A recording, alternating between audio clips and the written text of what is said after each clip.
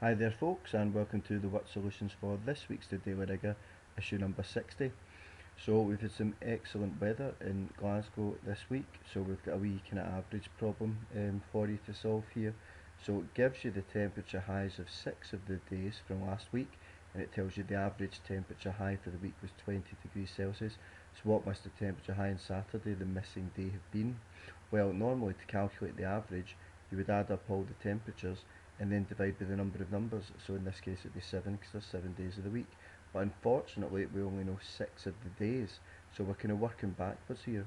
So what we're going to do is we're going to take this temperature and we're going to multiply it by the number of days. In this case it's 7, so that comes to 140.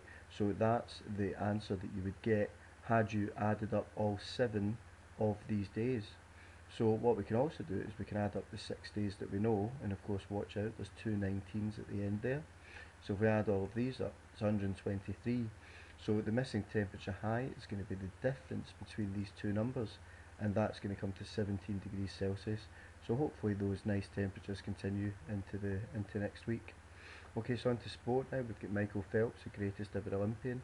So what he did was he raced a shark for Shark Week, a great white shark. Well, when we say he raced, he sort of raced it. It was a computer simulation, but I do suggest that you check it out on YouTube because it was quite dramatic. Anyway, the shark won the race with 2 seconds to spare with a time of 36.1 seconds. What was Michael Phelps' time? So obviously he took 2 seconds longer, so we've got to add that onto 36.1, which comes to 38.1 seconds. So Michael Phelps has already demanded a rematch, and he wants to do it in warmer water next time. So good luck to Michael if he gets the opportunity.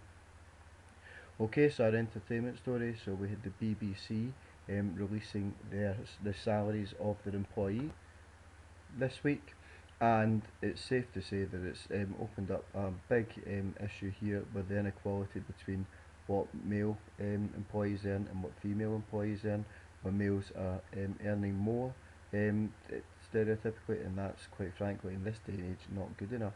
So it's highlighted more so with the top earners. So the top earning male, Chris Evans, 2.25 million, compared to Claudia Winkleman, 500,000 is the highest earning female. So what is the difference in earnings between these two people? So find the difference, we just take the numbers away, don't we?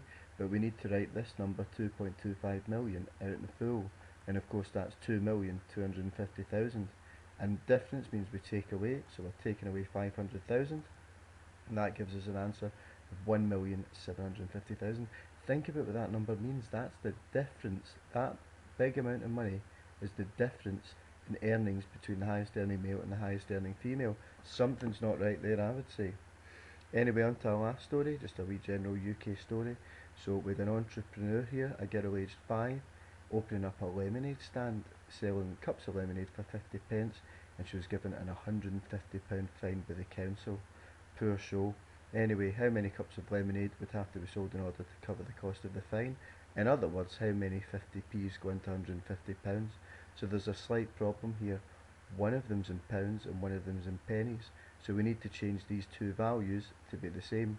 So I'm going to change £150 into pennies because I think that's the slightly easier way to do it if we weren't using the calculator. So to change into pennies, we times by 100 because there's 100 pennies in a pound. So that gives us 15,000.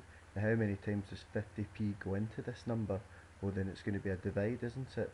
So how do we do this without a calculator? Well, we could knock off a 0, couldn't we? And then we're going to do 5 into 15 is 3 times with our 2 zeros, so that gives us a final answer of 300 cups. We could also have done it as 150 divided by 0.5 if we chose to do that. You'll be pleased to know that the council have actually cancelled this fine, so common sense has prevailed in the end. But anyway folks, there you have it, our What Solutions for the Daily Rigour issue number 60. Hope you found that enjoyable. Stay tuned for next week's edition when we're going to be looking at more stories from the news of the week and the numbers behind them. But in the meantime, thanks for watching and bye for now.